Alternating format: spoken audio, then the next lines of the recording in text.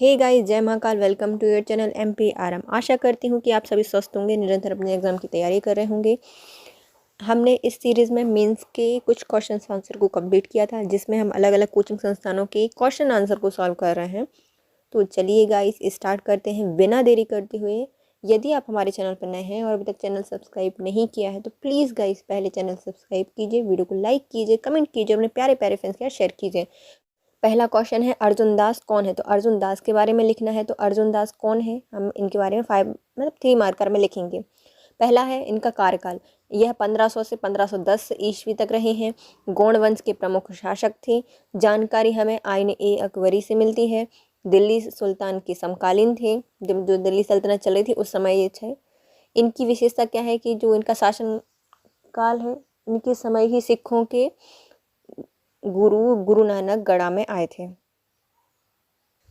तो अर्जुन दास, इनका कार्यकाल कब से है? तो 1500 से 1510 तक है। गौड़ वंश के शासक हैं। जानकारी आईने अकबरी से मिलती है। दिल्ली सल्तनत के समकालीन थे और इन्हीं के समय गढ़ा में कौन आए थे? गुरु नानक जी आए थे। नेक्स्ट आता है हमारा मदन महल। मदन महल कहाँ पर है? जबलपुर में स्थित है। निर्माता है इसके मदन शाह गौड़। कब बनाया गया था? 1116 ईस्वी बनाया गया था। नाम इसका क्या है? तो गढ़ा है। मदन महल किसके द्वारा बनाया गया है? मदन शाह के द्वारा। कहाँ पर? जबलपुर में। कब बनाया है? 1116 में। क्या कहा जाता है इसको? तो इसको कहा जाता है गढ़ा, अन्य नाम इसका है। नेक्स्ट आता है हमारा छत्रसाल। कौन है ये? छत्रसाल है। कार्यकाल कब है? 1672 से 1684 तक है। गौड़ वंश के शासक रहे हैं ये। जानकारी हमें रामनगर अभिलेख से मिली है। विशेष क्या है? तो प्रसिद्ध गुरु जो प्राणनाथ थे उनको संरक्षण एवं सम्मान दिया था। औरंगजेब का आगमन हुआ था गोंडवाना में इन्हीं के समय। तो कौन है ये? छत्रसाल है। छत्रशाह 1662 से 1684 तक इनका कार्यकाल है। गौड़ वंश के महान शासक थे। जानकारी हमें रामनगर अभिलेख से मिलती है। विशेष क्या है? गुरु प्राणनाथ को संरक्षण और सम्मान दिया था। औरंगजेब का गोंडवाना आगमन इन्हीं के समय हुआ था। नेक्स्ट आते हैं हमारे मर्दन सिंह। इनका कार्यकाल 1842 से 1858 तक रहा है। चंदेरी बानपुर रियासत के राजा थे। रानी लक्ष्मीबाई के साथ 1857 की क्रांति में हिस्सा लिया था। 5 जुलाई 1858 को समर्पण के बाद जेल भेजा गया था। कौन है ये? मर्दन सिंह है। तो मर्दन सिंह हमारी मर्दानी लक्ष्मीबाई है ना, तो उन्हीं के साथ उनका समर्थन दिया था 1857 की क्रांति में। तो इसे याद कर सकते हैं ना। मर्दन सिंह कहाँ के हैं? चंदेरी बानपुर रियासत के राजा थे। कब तक कार्यकाल रहा है? 1842 से 1858 तक, क्योंकि 5 जुलाई 1858 को उनको समर्पण के बाद जेल भेज दिया गया था। 1857 की क्रांति में इन्होंने लक्ष्मीबाई के साथ दिया था। नेक्स्ट आता है महोबा का युद्ध। कब हुआ था? 1182 में हुआ था। कारण क्या था?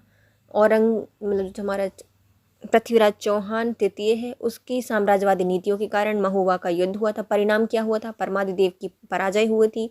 इसमें आलाउदल की मृत्यु हो गई थी और कलिंजर पर पृथ्वीराज चौहान का अधिकार हो गया था। महोबा का युद्ध, महोबा के शासक कौन थे? परमादिदेव थे। इनके समय ये युद्ध हुआ था। कब हुआ था? 1182 में। किसने किया था? या कारण क्या था? तो पृथ्वीराज चौहान तृतीय की साम्राज्यवादी नीति के कारण युद्ध हुआ था। परिणाम हुए थे, इसमें परमादिदेव पराजित हुए थे। कलिंजर पर पृथ्वीराज चौहान की अधिकार हो गया था और जो आला उदर थे उनकी मृत्यु हो गई थी। नेक्स्ट आता है हृदय शाह। कौन है? 1732 से 1739 ईस्वी तक ही रहे हैं। ये हैं छत्रसाल के पुत्र और इन्हें छत्रसाल द्वारा मऊ, गढ़ाकोटा, साहगढ़ जिले मिले थे। उपलब्धियां क्या रही हैं इनकी? इन्होंने रीवा राज्य पर आक्रमण किया था, बुंदेली फाटक का निर्माण कराया था और हृदय नगर गढ़ाकोटा की स्थापना की थी। कौन है ये? हृदय शाह है। इनके बारे में लिखना है। शासनकाल 1732 से 1739 तक रहा है। छत्रसाल के पुत्र हैं। छत्रसाल के पुत्र हैं तो इन्होंने, छत्रसाल ने इनको कुछ जमीन दी थी। कौन कौन सी? मऊ, गढ़ाकोटा और साहगढ़। गढ़ाकोटा में ही इन्हें क्या बनाया है? हृदय नगर बनाया है। और इन्होंने रीवा पर आक्रमण किया था और बुंदेली फाटक का निर्माण कराया था। ये 3 उपलब्धियां हैं इनकी। नेक्स्ट आते हैं हमारे 5 मार्कर। पहला क्वेश्चन है, संग्राम शाह का साहित्य में योगदान लिखना है। जो हमारे संग्राम शाह थे उन्होंने साहित्य में क्या क्या योगदान दिया है? संग्राम शाह गोंडवाना वंश के सबसे महान एवं प्रतापी शासक थे। इन्होंने अपने कृतित्व और व्यक्तिगत से गोंडवाना रियासत को चरमोत्कर्ष पर पहुंचा दिया था। साहित्य में योगदान लिखना है तो यह कूटनीतिज्ञ होने के साथ साथ कला संगीत के प्रेमी थे। संस्कृत भाषा में इन्होंने 10 रत्नमाला लिखी है। जो कि साहित्य एवं राजनीति पर आधारित है। दरबार में कई संस्कृत विद्वानों को संरक्षण दिया है। इनके प्रमुख थे दामोदर ठाकुर। दामोदर ठाकुर ने ही संस्कृत भाषा में संग्राम शाही दिव्य निर्माण नामक रचनाओं को लिखा है। तो संग्राम शाही में ने जो साहित्य में योगदान दिया है, तो सबसे पहले हम इनको पढ़ लेते हैं। तो कूटनीतिक रहे हैं, कूटनीतिक, तो संगीत प्रेमी माने जाते हैं, कला प्रेमी माने जाते हैं। यह खुद भी साहित्य लिखते थे। इन्होंने कौन सा साहित्य लिखा है? तो राष्ट्र रत्न माला लिखी है, जो कि साहित्य एवं राजनीति पर आधारित है। इन्होंने कुछ दरबारियों को, या जो संस्कृत विद्वान थे, उनको भी अपने दरबार में रखा था, संरक्षण दिया था। तो कौन है इसमें प्रमुख? दामोदर ठाकुर है। दामोदर ठाकुर के द्वारा क्या लिखा गया है? इन्होंने संस्कृत भाषा में संग्राम शाही लिखी है और दिव्य निर्माण जैसी पुस्तकें वगैरह लिखी हैं। हाल ही में जनजाति गौरव दिवस 15 नवंबर पर आयोजित कराया गया, जिसमें श्री शिवराज सिंह चौहान ने राजा संग्राम शाह जनजाति कलाकार पुरस्कार की घोषणा की है। तो हमारे आते हैं संग्राम शाह। कौन है ये? गोंडवाना वंश से संबंधित है, महान प्रतापी शासक हैं। इनकी कृति और व्यक्तिगत से ही इन्होंने गोंडवाना रियासत को चरमोत्कर्ष पर पहुंचा दिया था।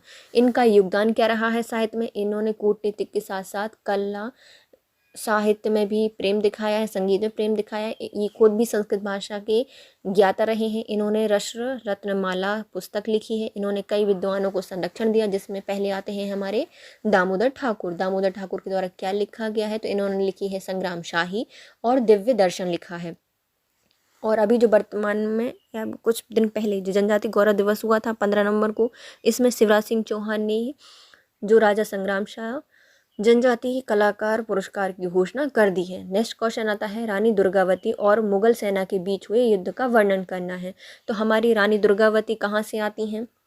गोंडवाना से आती हैं। गोंडवाना की रानी दुर्गावती और अकबर के मध्य मालवा सूबेदार अशरफ खां के मध्य 1564 ईस्वी में एक युद्ध हुआ था।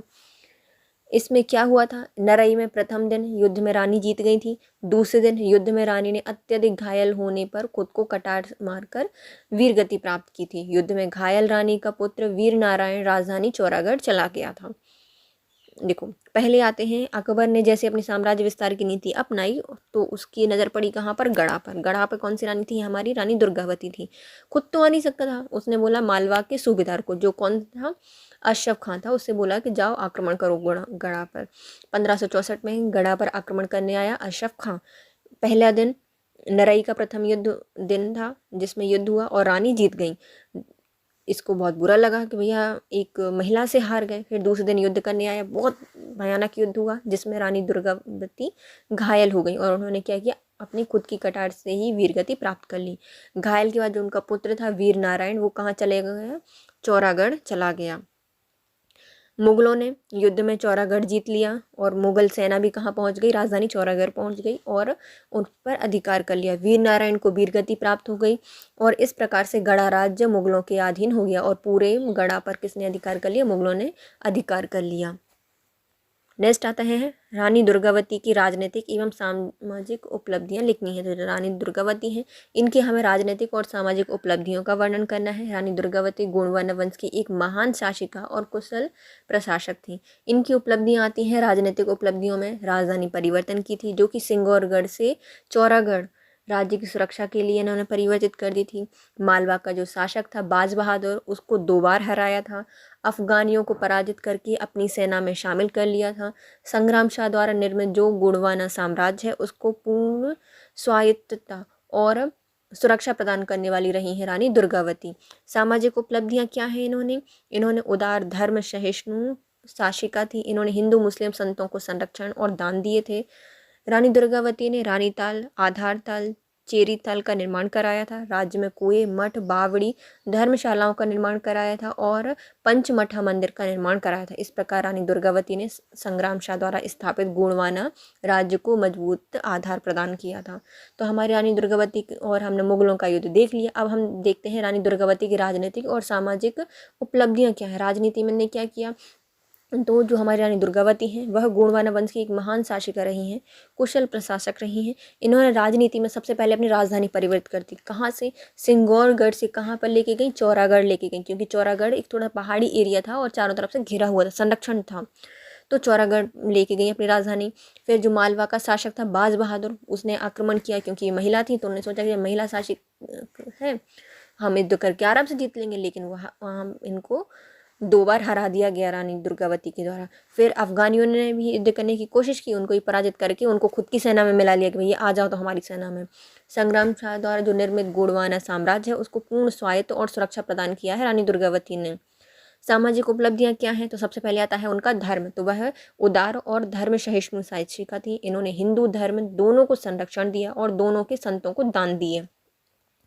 रानी दुर्गावती ने रानी ताल, आधार ताल और चेरी ताल का निर्माण कराया है। इन्होंने कई कुएं, मठ, बावड़ी, धर्मशालाओं का निर्माण कराया है। पंचमठा मंदिर जो जबलपुर में स्थित है उसका निर्माण भी रानी दुर्गावती के द्वारा कराया गया था। इस प्रकार जो रानी दुर्गावती है इन्होंने संग्राम शाह द्वारा स्थापित जो गोंडवाना राज्य है उसको मजबूती प्रदान की है। गोंडवाना शासक हृदय शाह की उपलब्धियां लिखना है, तो जो गोंडवाना के शासक हैं हृदय शाह, उनकी उपलब्धियों का वर्णन करना है। पहले गोंडवाना काल के परवर्ती शासकों में हृदय शाह की शक्तिशाली एवं कला साहित्य प्रेमी थे। तो जो हृदय शाह थे वो कौन थे, तो वो शक्तिशाली शासक और साहित्य एवं कला प्रेमी शासक रहे हैं। इनकी उपलब्धियों में क्या है, इन्होंने जुझार सिंह से अपने राज्य की सुरक्षा की है।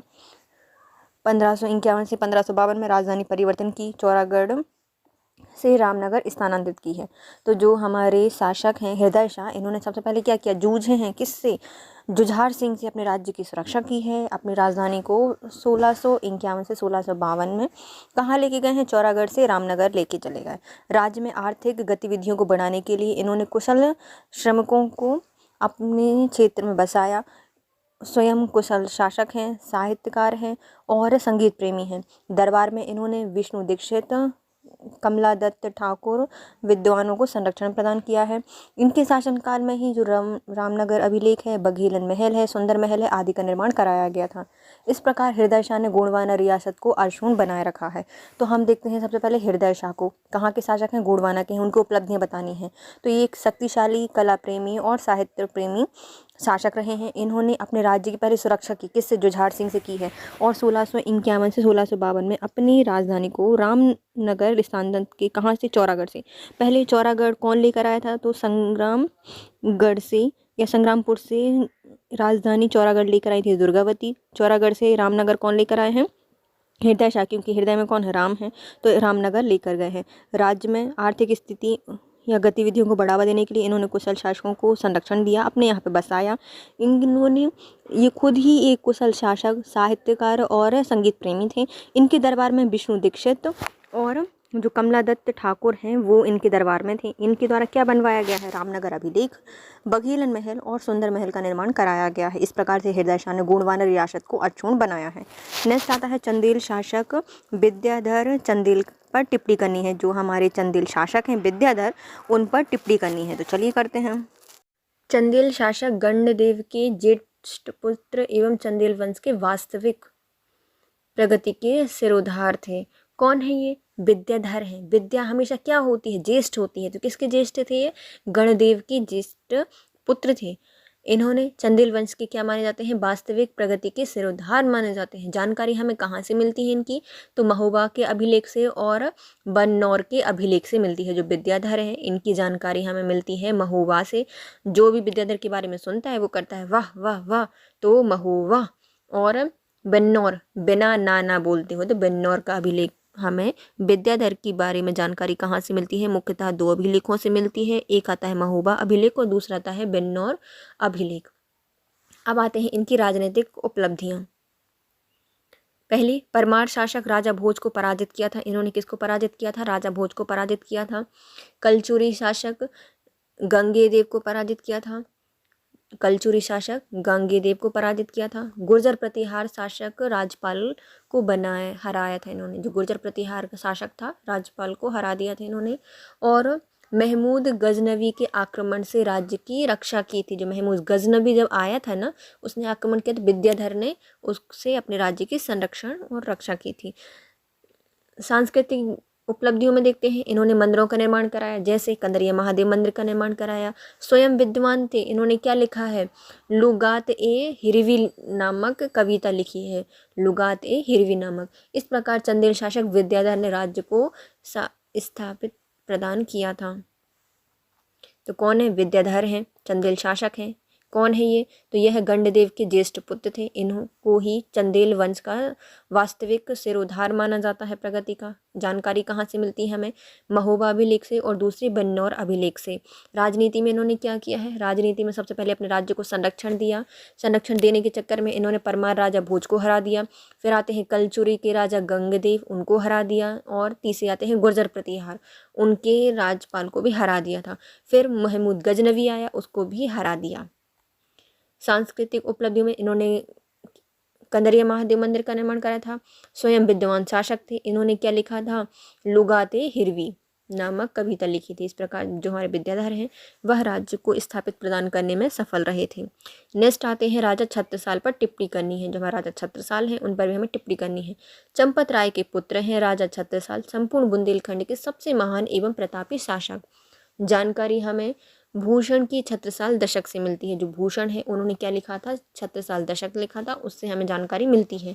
उपलब्धियां क्या मिली है इनको? महाबली और बुंदेल केशरी इनको बुलाया जाता है। बुंदेलखंड का शिवाजी भी इनको कहा जाता है। राजनीतिक एवं सैन्य उपलब्धियां देखते हैं। 1677 में पन्ना को राजधानी बनाया। 7-7 की ले ली 2 मणियाँ, 16 मणियाँ है ना, 7-7। 1677 में इन्होंने पन्ना को क्या बनाया? राजधानी बनाया। मुगल फौजदार जैसे कि हिम्मत खां, तहावर खां आदि को हराया था। हिम्मत खां को और तहावर खां को इन्होंने हरा दिया था। पेशा बाजीराव की सहायता से मोहम्मद खां बंगश को हराया था। मोहम्मद खां बंगश ने आक्रमण किया। इन्होंने अपनी वो रानी मतलब राजकुमारी थी मस्तानी, इनको भेजा पेशा बाजीराव के पास, उनसे सहायता मांगी और किसको हरा दिया? मोहम्मद खां बंगश को हराया था। अन्य उपलब्धियों में क्या है? तो इन्होंने अपने राज दरबार में स्वामी प्राणनाथ को सम्मान किया था। दरबार में भूषण, लाल कवि और हंसराज को संरक्षण दिया था। धर्म सहिष्णु शासक थे, सभी धर्मों को संरक्षण देते थे। इस प्रकार यह कूटनीति, धर्म नीति और सैन्य नीति में बुंदेलखंड राज्य को लंबे समय तक आशूण बनाने में सफल रहे थे। चलिए हम देखते हैं हमारे छत्रसाल को, जिनको कहा जाता है बुंदेलखंड का शिवाजी, है ना, और बुंदेल केशरी। तो यह चंपत राय के हैं पुत्र। इन्होंने बुंदेलखंड पे किया है शासन। महान शासक और प्रतापी शासक है। जानकारी हमें कहाँ से मिलती है? छत्रसाल का साहित्य है, छत्रसाल का नहीं, भूषण का साहित्य है। क्या नाम है उसका? छत्रसाल दशक है भूषण का साहित्य। छत्रसाल दशक में इनकी हमें जानकारी प्राप्त होती है। उपलब्धियां, महाबली कहा जाता है इन्हें, बुंदेल केशी कहा जाता है और बुंदेलखंड का शिवाजी भी कहा जाता है। इन्होंने राजनीतिक उपलब्धियों में क्या किया? सबसे पहले अपनी राजधानी बनाई, क्योंकि राजधानी राज बन के राजधानी नहीं थी, तो 1677 में पन्ना को अपनी राजधानी बनाया। फिर इन्होंने जो मुगल फौजदार थे जैसे कि हिम्मत खां और तहावर खां, उस आदि को हरा दिया था। हिम्मत से आया और उसको क्या किया? तहखाने में बंद कर दिया।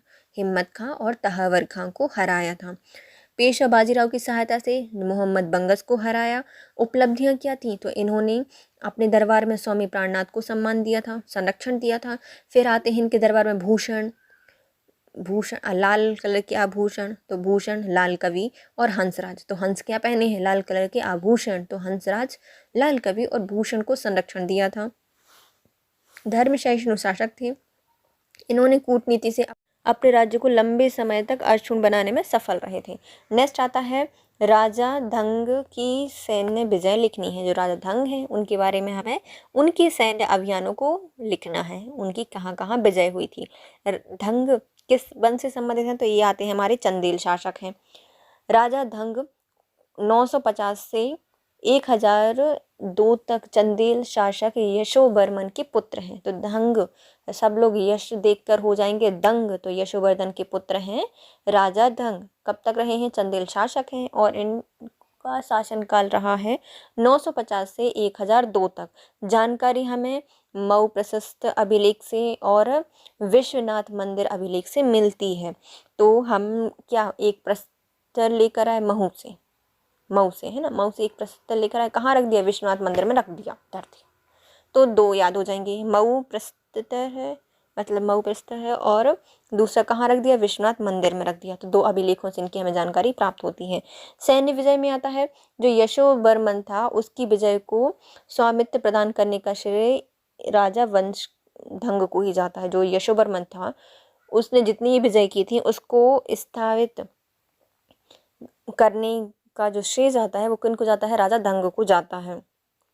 फिर ग्वालियर दुर्ग पर आक्रमण किया था, कश्यप घात वंश को पराजित किया था, चेदी वंश पर आक्रमण किया और वहाँ पे थे कौन? शंकरगढ़ द्वितीय को पराजित किया था, कन्नौज विजय, गुर्जर प्रतिहार को हराया था, प्रयाग एवं काशी पर विजय प्राप्त की और कौशल और कुंतल जीते थे। देखो कितने सारे राज्य जीत लिए ना। देखो पहले ऊपर से स्टार्ट करते हैं। ऊपर है ग्वालियर, ग्वालियर पर आए हैं कश्यप घात वंश, उनको पराजित कर दिया। फिर आता है चेदी राज, उन पर थे शंकरगढ़ द्वितीय, उनको पराजित कर दिया। नेक्स्ट आता है कन्नौज पर गुर्जर प्रतिहार को पराजित किया था, प्रयाग और काशी विजय की थी, कौशल और कुंतल विजय भी इन्होंने की है। कौन आते हैं? राजा धंग आते हैं। इनकी सैन्य विजय का वर्णन करना है। यह चंदेल शासक हैं।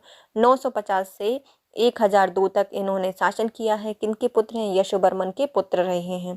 इनकी जानकारी हमें मऊ प्रस्तर अभिलेख से मिलती है और विश्वनाथ मंदिर अभिलेख से प्राप्त होती है। विजय कौन किसी की है? तो इन्होंने जो यशोवर्मन थे उनकी विजयों को स्थायित्व प्रदान करने का श्रेय किनको जाता है?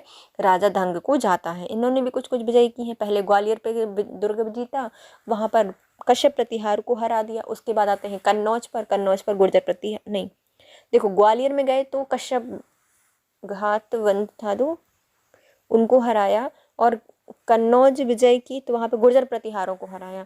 चेदी राज्य पर आक्रमण किया और वहां पे शंकरगढ़ द्वितीय को हराया। फिर प्रयाग, काशी ये सब जीत लिए, कौशल कुंतल भी जीत लिए।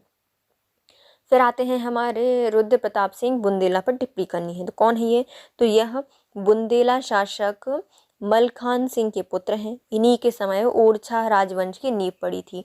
कार्यकाल कितना रहा है? 1501 से 1531 तक। कौन है ये? रुद्र प्रताप सिंह बुंदेला हैं।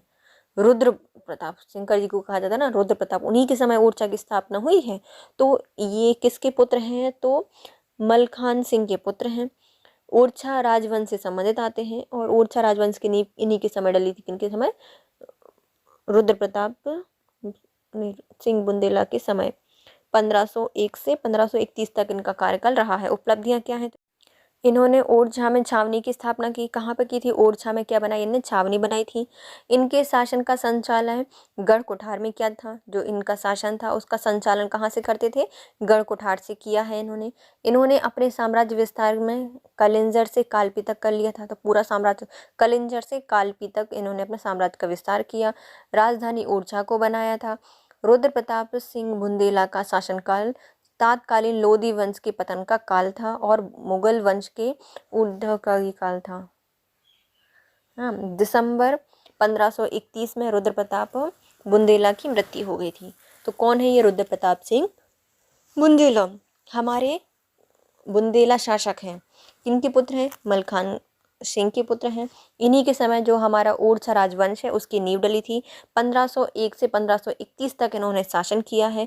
इनकी कुछ उपलब्धियों में आते हैं। सबसे पहले इन्होंने अपने ओरछा को राजधानी बनाया और वहाँ पे क्या रखी? एक सैन्य छावनी की स्थापना की। इसका संचालन इन्होंने गढ़ कोठार से किया था। साम्राज्य विस्तार में इन्होंने कालिंजर से पूरा कालपी तक साम्राज्य विस्तार कर लिया था। ओरछा को अपनी राजधानी बनाया इन्होंने। क्या जो समय था ना रुद्र प्रताप सिंह बुंदेला का, यह लोधी वंश का पतन का काल था और मुगल वंश के उदय का काल माना जाता है। दिसंबर 1531 में इनका निधन हो गया। नेक्स्ट आते हैं हमारे 11 मार्कर। पहला क्वेश्चन है 11 मार्कर में, गोंडवाना राज्य की कला एवं साहित्य पर लेख लिखना है। तो जो हमारा गोंडवाना वंश है उसके बारे में हमें क्या करना है? उसकी कला और स्थापत्य का वर्णन करना है। गोंडवाना राज्य कला एवं साहित्य की दृष्टि से संपन्न राज्य था जिसका विवरण निम्न प्रकार किया गया है। पहले किला और दुर्ग में, फिर महल मठ वगैरह में, तालाब और मूर्ति कला में, 5 जगह पर हम इनका साहित्य कला वगैरह स्थापित देखेंगे। कहाँ पर स्थापित में सबसे पहले आते हैं किले दुर्ग क्या बने हैं, महल क्या बनवाए हैं, मंदिरों का निर्माण कराया है नहीं कराया है, जल तालाबों का निर्माण कराया है या नहीं, और मूर्ति कला हम इनके समय की देखेंगे। सबसे पहले आता है हमारा किले एवं दुर्ग।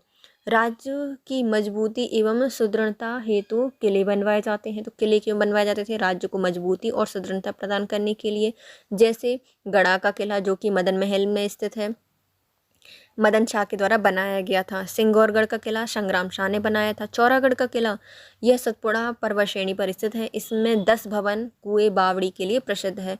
रामनगर दुर्ग हृदय शाह ने बनवाया था। मंडला दुर्ग यह नर्मदा और बंजर नदी के संगम पर स्थित है और नरेंद्र शाह के द्वारा इसका निर्माण किया गया था। पहले देख लेते हैं हम अपने किले एवं दुर्ग। किले और दुर्ग में सबसे पहले क्या आता है, राज्यों को मजबूती प्रदान करने के लिए और उनको सुदृढ़ बनाने के लिए इनका निर्माण किया जाता था। सबसे पहले आता है गढ़ा का किला, मदन शाह ने बनवाया था, मदन शाह के द्वारा बनवाया गया था। सिंगौरगढ़ का किला संग्राम शाह ने। चौरागढ़ का किला सतपुड़ा पर्वत श्रेणी पर स्थित है। यहाँ पर 10 भवन थे, कुएं बावड़ी सब स्थित थी। रामनगर दुर्ग हृदय शाह ने बनवाया था। मंडला का दुर्ग नर्मदा और बंजर नदी के संगम पर स्थित है, नरेंद्र शाह ने बनवाया था। महलों में आते हैं बघेलन महल, मोती महल, रानी महल, राव भागवत की कोठी और बेगम महल आदि बनवाए हैं। तो महल में क्या आता है, पहले बघेलन, मोती महल, रानी महल, राव भागवत की कोठी और बेगम महल का निर्माण हुआ है इनके समय। मठ एवं मंदिरों में गोंडवाना शासक ने विभिन्न धर्म संप्रदाय को संरक्षण देने के लिए मंदिर और मठों का निर्माण कराया था। तो इन्होंने जो धर्म संप्रदाय का संरक्षण प्रदान करने के लिए जो मठ और मंदिरों का निर्माण कराया था, इसको भी 2 भागों में बांटा जाता है। पहले जाते हैं मठ। मठ में इन्होंने बाजना मठ बनवाया जो कि तंत्र मंत्र के लिए जाना जाता है, भगवान भैरव को समर्पित है, संग्राम शाह के द्वारा बनवाया गया था और जबलपुर में स्थित है बाजना मठ। फिर आता है पंचमठ, यह राधा वल्लभ संप्रदाय से संबंधित है। पंचमठ किससे संबंधित है, राजा वल्लभ संप्रदाय से संबंधित है। मंदिरों में आते हैं, सबसे पहले विष्णु मंदिर, राजराजेश्वरी मंदिर मंडला में है दोनों, पशुपतिनाथ मंदिर जो कि गोपालपुर में है और श्री कुंडेश्वर मंदिर जो कि रामनगर में स्थित है। कौन कौन से मंदिर और मठ बनवाए हैं, मंदिर में आते हैं हमारे 2 मंदिर। एक आता है बाजना मठ जो कि तंत्र मंत्र से संबंधित है, भगवान भैरव को समर्पित है, संग्राम शाह ने इसका निर्माण करवाया था और जबलपुर में स्थित है। दूसरा आता है हमारा पंचमठ जो कि हमारे राजा वल्लभ संप्रदाय से संबंधित है। मंदिरों में विष्णु मंदिर और राजराजेश्वरी मंदिर दोनों मंडला में है, पशुपतिनाथ मंदिर गोपालपुर में है, श्री कुंडेश्वर मंदिर यह रामनगर में स्थित है। नेक्स्ट आते हैं तालाब। गोंडवाना शासकों ने सिंचाई, पेयजल, प्राकृतिक सौंदर्य और जल संरक्षण हेतु कई तालाबों का निर्माण कराया। संग्राम शाह ने एक विशाल तालाब का निर्माण कराया था। रानी दुर्गावती ने रानी ताल, देवताल और आधार ताल का निर्माण कराया था। तालाबों में गोंडवाना शासकों ने सिंचाई, पेयजल, प्राकृतिक सौंदर्य और जल संरक्षण के लिए अलग अलग तालाबों का निर्माण कराया। तो संग्राम शाह ने एक विशाल तालाब का निर्माण कराया था। रानी दुर्गावती ने भी बनवाए तालाब, जिसमें रानी ताल, आधार ताल और चेदी ताल, देवताल प्रमुख हैं। मूर्तिकला में गोंडवाना शासकों ने विभिन्न देवी देवताओं की मूर्तियों का अलंकरण कराया, जिसमें शैव प्रतिमाएं एवं वैष्णव प्रतिमाएं शामिल हैं। इस प्रकार हम कह सकते हैं गोंडवाना साम्राज्य तत्कालीन समय में स्थापत्य एवं कला की दृष्टि से स्वर्णकाल माना था या माना गया है। तो हम देखते हैं गोंडवाना वंश में साहित्य एवं उनकी कला। गोंडवाना राज्य कला एवं संप्रदाय की दृष्टि से संपन्न राज्य रहा है। इसका विवरण हम इस प्रकार देखेंगे। पहले आते हैं किले और दुर्ग। मजबूती प्रदान करने के लिए और सुदृढ़ बनाने के लिए हम किले और दुर्गों का निर्माण करते थे ये शासक। तो पहले गढ़ा का किला आता है जो कि मदन शाह ने बनवाया है, मदन शाह द्वारा निर्मित किया गया है। सिंगौरगढ़ का दुर्ग जो कि संग्राम शाह ने बनवाया था। चौरागढ़ यह सतपुड़ा श्रेणी में स्थित है, 10 भवन और कुएं बावड़ी इसमें स्थित है। रामनगर का दुर्ग मंडला में है, हृदय शाह के द्वारा बनवाया गया था। मंडला का दुर्ग नर्मदा एवं बंजर नदी के संगम पर है, नरेंद्र शाह ने इसको बनवाया था। महल में आते हैं हमारे बघेलन का महल, मोती महल, रानी महल, राव भागवत कोठी और बेगम महल। मठ एवं मंदिरों में गोंडवाना शासकों ने विभिन्न धर्म संप्रदायों को संरक्षण दिया और उनके मठ एवं मंदिर बनवाए।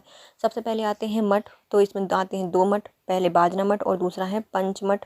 बाजना मठ तंत्र मंत्र भैरव भगवान को समर्पित, जबलपुर में स्थित और संग्राम शाह ने निर्माण कराया था। और पंचमठ है राधा वल्लभ संप्रदाय से संबंधित। मंदिरों में विष्णु मंदिर, राजराजेश्वर मंदिर दोनों ही मंडला में है। फिर आते हैं पशुपतिनाथ मंदिर जो कि गोपालपुर में है और श्री कुंडेश्वर मंदिर जो कि हृदय रामनगर में स्थित है। तालाबों क्यों बनाए जाते थे, सिंचाई के लिए, पेयजल और प्राकृतिक सौंदर्य जल संरक्षण के लिए तालाबों का निर्माण कराया जाता था। संग्राम शाह ने भी तालाब बनवाए हैं और रानी दुर्गावती ने भी तालाब बनवाए हैं। इसमें आते हैं चेदी ताल, रानी ताल, आधार ताल और देवी ताल रानी दुर्गावती के द्वारा बनवाए गए थे। मूर्तिकला में कई देवी देवताओं की मूर्तियों का अलंकार कराया है। इसमें प्रमुख थे हमारे वैष्णव और शैव संप्रदाय की प्रतिमाएं। इस प्रकार गोंडवाना शासकों ने तात्कालीन समय में स्थापत्य एवं कला की दृष्टि से स्वर्णकाल माना गया है। बुंदेला विद्रोह 1842 का विस्तार से वर्णन कीजिए। बुंदेला विद्रोह है कब हुआ था? 1842 में हुआ था। उसका वर्णन करना है। 1857 की क्रांति से पहले मध्य प्रदेश के बुंदेलखंड क्षेत्र में बुंदेला जमींदारों ने अंग्रेजों के विरुद्ध सशस्त्र विद्रोह किया था। इसे ही बुंदेला विद्रोह कहा जाता है। 1857 की क्रांति से पहले 1842 में कहाँ पर? बुंदेलखंड के जो जमींदार थे उन्होंने अंग्रेजों के विरुद्ध एक सशस्त्र विद्रोह किया था, जिसको क्या कहा जाता है? बुंदेला विद्रोह कहा जाता है। कारण क्या था? तो बुंदेलखंड के सागर दमोह जिले थे, वहाँ पर 20 वर्षीय महालवाड़ी बंदोबस्त के कारण अधिकांश पुराने मालगुजारों को हटाया गया था और लगान बढ़ाकर जबरदस्ती वसूल की जा रही थी। कारण 3 थे। पहला आता है जो हमारे सागर दमोह वाला क्षेत्र है, वहाँ पर 20 वर्षीय जो महालवाड़ी बंदोबस्त था, उसके कारण अधिकांश जो पुराने मालगुजार थे उनको हटाया गया था और लगान बढ़ाकर जबरदस्ती वसूली की जा रही थी। नेतृत्व किसने किया था? जगहर सिंह ने किया था, जो कि चंद्रपुर जमींदार थे, चंद्रपुर के। मधुकर शाह जो कि नरहट के जमींदार थे। हृदय शाह जो कि हीरापुर के जमींदार थे। और गोंड सरदार ढिल्लन शाह यह नरसिंहपुर के जमींदार थे। तो मुख्यतः 4 शासकों ने इसको नेतृत्व किया था बुंदेलखंड विद्रोह का। कहाँ से? तो चंद्र जगह के लिए तो चंद्रपुर से थे जगहर सिंह। नरहट जाते हैं जब मधुमक्खियाँ आती हैं, तो मधुकर शाह नरहट के जमींदार थे। हीरापुर के थे हृदय शाह और ढिल्लन शाह थे नरसिंहपुर से। चारों ने इसका नेतृत्व किया था। पर घटनाएं क्या क्या हुई? विद्रोह में पुलिस चौकियों पर हमला एवं सैकड़ों अंग्रेज अधिकारियों को मार दिया गया था। अनेक मालगुजार असंतुष्ट जमींदारों और जो गौड़ मुखिया हैं, इन्होंने अंग्रेजों के विरुद्ध विद्रोह का साथ दिया था। जो बहुत सारे मालगुजार हैं, जमींदार हैं, मुखिया हैं जो कि अंग्रेजों से असंतुष्ट थे, उन्होंने सबने अंग्रेजों के विरुद्ध में विद्रोहियों का साथ दिया था। लगभग 1 वर्ष तक संपूर्ण क्षेत्र में विप्लव चला था। 1 वर्ष तक ये पूरा चला। परिणाम क्या हुए थे? विद्रोह में अंग्रेजों ने भय पैदा किया, किंतु अंग्रेजों ने इसे बलपूर्वक कुचल दिया। विद्रोह के प्रमुख नामक हीरापुर के जमींदार हृदय शाह को फांसी दे दी गई थी। प्रमुख थे, उनको फांसी दे दी गई थी। और अप्रैल 1843 को विद्रोह को काबू कर लिया गया था। तो परिणाम क्या हुए? अंग्रेजों ने इसको बहुत क्रूरता से बलपूर्वक कुचल दिया था। इनके प्रमुख जो नेतृत्व करता थे हृदय शाह, उनको फांसी दे दी गई थी और अप्रैल 1843 में पूरा विद्रोह दबा दिया गया था, उस पर काबू कर लिया गया था। असफलता के कारण क्या थे? क्यों असफल हुआ था? तो विद्रोह की योजना में एकरूपता एवं सर्वमान्य नेतृत्व का अभाव था। मतलब 4 लोग नेतृत्व कर रहे थे, वो आपस में ही लड़ गए होंगे, तो एकरूपता नहीं थी और सर्वमान्य नेतृत्व नहीं था। विपक्ष में सुसज्जित एवं अच्छे नेता वाली सेना थी। जो अंग्रेज थे उनके पास एक अच्छे नेता भी थे और सुसज्जित सेना भी थी। कुछ स्थानीय नेताओं ने अंग्रेजों का सहयोग किया था, मतलब धोखा दिया था, अंग्रेजों के साथ मिल गए थे। तो कई जो स्थानीय नेता थे वो अंग्रेजों के साथ थे और उन्होंने सारी योजनाएं बता दी। फिर प्रभाव क्या हुआ? इस विद्रोह ने 1857 की क्रांति की पृष्ठभूमि तैयार कर दी थी, जो कि अति महत्वपूर्ण भूमिका साबित हुई। इस प्रकार बुंदेलखंड में विद्रोह को अंग्रेजी सरकार ने आसानी से दबा दिया। फिर भी विदेशी शासक का उखाड़ फेंकने के भारतवर्ष के प्रयास की यह कहानी बुंदेला सरदारों के विरोध के प्रहन का महत्वपूर्ण स्थान रखती है। अब आता है हमारा बुंदेला विद्रोह को हम फिर से देखते हैं। बुंदेला विद्रोह कब हुआ है? 1842 में हुआ है। 1857 की क्रांति के पहले बुंदेलखंड क्षेत्र में जमींदारों के द्वारा अंग्रेजों के विरुद्ध सशक्त विद्रोह किया गया था, जिसे बुंदेला विद्रोह कहा जाता है। कारण मुख्यतः 3 थे। पहला, जो हमारा दमोह क्षेत्र है, सागर क्षेत्र है, वहाँ की 20 वर्षीय महालवाड़ी बंदोबस्त जो लगान की दरें हैं वो बढ़ा दी गई थी और ज़बरदस्ती वसूली जा रही थी। वहाँ के जमींदार और जो मालगुजार थे पुराने, उनको हटा दिया गया था। नेतृत्वकर्ता मुख्यतः 4 थे। पहले आते हैं हमारे जगहर सिंह, जो कि चंद्रपुर रियासत के जमींदार थे। फिर मधुकर शाह, यह नरहट के जमींदार थे। हृदय शाह हीरापुर के जमींदार थे। और सरदार ढिल्लन शाह नरसिंहपुर के जमींदार थे। घटना क्या हुई थी? विद्रोह में पुलिस सैनिकों पर हमला किया और कई अंग्रेजी सैनिक मारे गए। मालगुजार, असंतुष्ट जमींदार, मुखिया, जितने भी अंग्रेजों के दुखी थे, अंग्रेजों से असंतुष्ट थे, उन्होंने सबने इनका साथ दिया और अंग्रेजों के विरुद्ध में लड़े। लगभग 1 वर्ष तक यह पूरा विप्लव चला। परिणाम क्या हुआ था? अंग्रेजों ने भयानक रूप से इसको बलपूर्वक कुचल दिया था। हीरापुर के जो जमींदार थे हृदय शाह, उनको फांसी दे दी गई थी। अप्रैल 1843 को पूरा विद्रोह पर काबू पा लिया गया था। असफलता के कारण क्या थे? विद्रोह की योजना में एकरूपता एवं सर्वमान्य तत्व का अभाव था। विपक्ष में सुसज्जित एवं अच्छे नेताओं वाली सेना थी।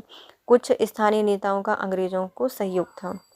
इस विद्रोह में 1857 की क्रांति की पृष्ठभूमि तैयार करने में अति महत्वपूर्ण भूमिका निभाई थी। इस प्रकार विद्रोह को अंग्रेजी सरकार ने आसानी से दबा दिया था। फिर भी विदेशी सरकार को उखाड़ फेंकने में भारतवर्ष के प्रयास की कहानी में बुंदेला शासकों को विद्रोह के प्रबंधन का महत्वपूर्ण स्थान रहा है।